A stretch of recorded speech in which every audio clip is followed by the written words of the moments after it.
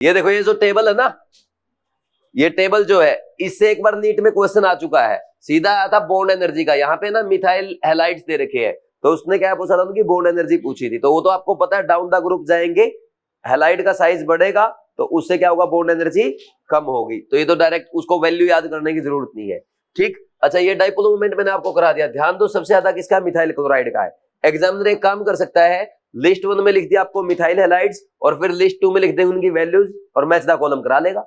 कर दोगे या नहीं कर दोगे? बच्चे सोचेंगे वैल्यू तो हमने याद ही नहीं करी। अरे याद क्यों करनी, जिसको ऑर्डर आता है वो मैच कर लेगा ना। नेक्स्ट, और बॉन्ड लेंथ का तो आपको पता है डाउन द ग्रुप जाने पे बढ़ेगी। नेक्स्ट, बॉइलिंग पॉइंट का है, आओ भाई बॉइलिंग पॉइंट ये रहा। देखो भाई यहां से देखो, सिंपल सी बात है, बॉइलिंग, अच्छा एक तो ना बॉइलिंग पॉइंट का क्वेश्चन, एल्काइल हैलाइड से बॉइलिंग पॉइंट का क्वेश्चन आज तक नीट एग्जाम में नहीं आया है। और अगर आप एल्काइल हैलाइड में बॉइलिंग पॉइंट का एनसीईआरटी से पढ़ेंगे ना, बहुत अच्छा दिया, डिटेल में दिया है। मैं आपको एग्जांपल देता हूं। देखो सबसे पहले हम एक बात जानते हैं, boiling point is directly proportional to molecular weight, जिसका मॉलिक्यूलर वेट सेम हो जाए उसमें इनवर्सली प्रोपोर्शनल टू ब्रांचिंग। जैसे एल्काइल हैलाइड में सबसे ज्यादा बॉइलिंग पॉइंट किसका होगा, एल्काइल आयोडाइड का, उससे कम ब्रोमाइड का, उससे कम क्लोराइड का और सबसे कम फ्लोराइड्स का। अब जैसे यहां पे देखो इसने दे रखे हैं, ये क्या है, ये है भाई आपका एन प्रोपाइल ब्रोमाइड, ये है आपका सेकेंडरी ब्यूटाइल ब्रोमाइड और ये है टर्सरी ब्यूटाइल ब्रोमाइड। तो ब्रांचिंग सबसे ज्यादा वहां पे है तो उसका बॉइलिंग पॉइंट सबसे कम, उससे ज्यादा इसका और सबसे ज्यादा एन ब्यूटाइल ब्रोमाइड का। बोलो कोई डाउट है क्या? अब इसने नीचे वैल्यूज लिख रखी है, एग्जामिनर क्या कर सकता है, इन तीनों को देखे लिस्ट 1 लिस्ट 2 में वैल्यू मैच द कॉलम करा सकता है। और आधे बच्चे सोचेंगे वैल्यू तो हमें याद ही नहीं है, याद करने की जरूरत है क्या? एक क्वेश्चन और देखो, अच्छा क्वेश्चन, ये डायग्राम अगर एग्जाम में आ गया आधे बच्चे तो यही खत्म हो जाएंगे क्योंकि देखा ही नहीं होगा कभी।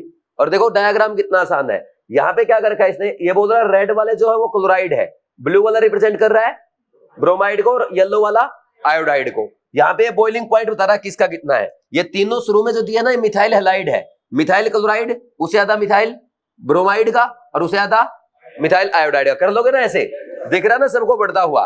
अब देखो ये बढ़ गया ऐसे मिथाइल हैलाइड्स का, क्लोराइड से आयोडाइड तक। ये फिर उसने क्या दे रखा है, ethyl halide, ethyl chloride bromide iodide, boiling point बढ़ रहा है। फिर दे रखा उसने n propyl chloride bromide and iodide. ये डायग्राम दे दिया, आधे कंफ्यूज हो जाएंगे, हमने किया ही नहीं था। कर दोगे नहीं कर दोगे? बहुत अच्छा दिया एनसीईआरटी में। एक क्वेश्चन और दिखाता हूं आपको, ये वाला क्वेश्चन देखो, ये जेई मेंस में आ चुका है, नीट में अभी तक नहीं आया है, ठीक।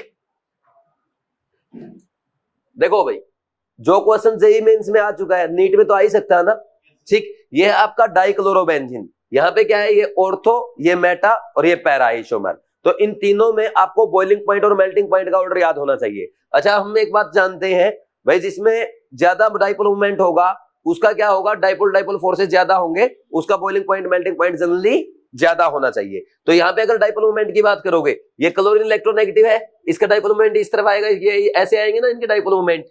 और जब आपके दो दो वेक्टर बन जाए, अच्छा वेक्टर क्वांटिटी आपको जानते हो, जब दो दो वेक्टर बन जाए वेक्टर सम करते हैं, क्या होता है vector sum, nu is equal to under the root nu 1 square plus nu 2 square plus 2 nu 1 nu 2 cos theta.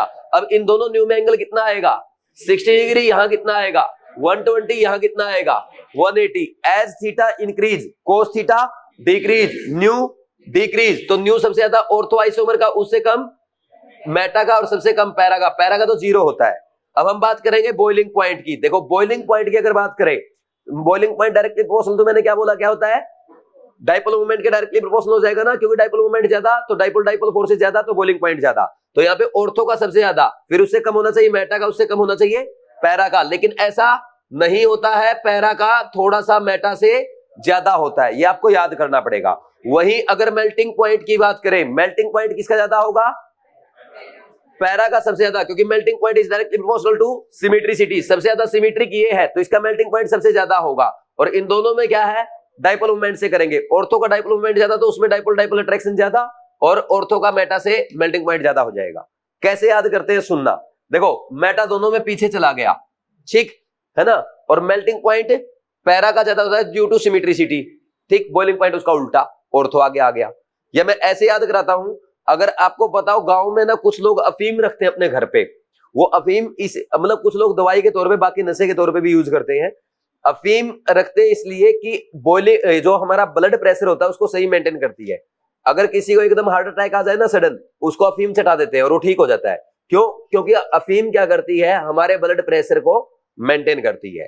ठीक, तो ब्लड प्रेशर को कौन मेंटेन करता है? अफीम। अफीम को इंग्लिश में क्या कहते हैं? ओपियम। ओपियम। ब्लड प्रेशर को मेंटेन करने के लिए opium, boiling point, ortho, para, Meta हो जाएगा याद। ठीक, तो डाइक्लोरोबेंजीन में ऐसे याद करने हैं। ठीक, और मेटा पीछे रहेगा हमेशा, चाहे बॉइलिंग पॉइंट हो या मेल्टिंग पॉइंट। तो बॉइलिंग पॉइंट अगर आपको याद है, मेल्टिंग पॉइंट में पैरा और ऑर्थो को उल्टा कर दो। ये ऐसे याद कर दो कि पैरा सिमेट्रिक है इसलिए मेल्टिंग पॉइंट उसका ज्यादा हुआ। याद हो जाएगा कि नहीं हो जाएगा? एक तो ये तरीका जैसे मैंने याद कराया ऐसे याद करो। एक ये तरीका, भाई ये वैल्यूज रटो। आप कौन सा मेथड अपनाओगे? जो मैंने बताया है। चलो फिर लिखो इनको अब। लिखे। अच्छा ये भी लिखवाऊं क्या? ये डेंसिटी आ गया, ये देखो इथाइल, ये n propyl chloride, bromide, iodide, तो डाउन द ग्रुप डेंसिटी बढ़ रही है ना, मतलब इसमें टेबल में। और ऐसे इनकी ये डाइक्लोरो, ये ट्राइक्लोरो, ये टेट्राक्लोरो, मास बड़ा डेंसिटी बढ़ेगी। लिखवाने की जरूरत है क्या? Very good. नेक्स्ट सॉल्युबिलिटी, यहां से क्वेश्चन आ सकता है।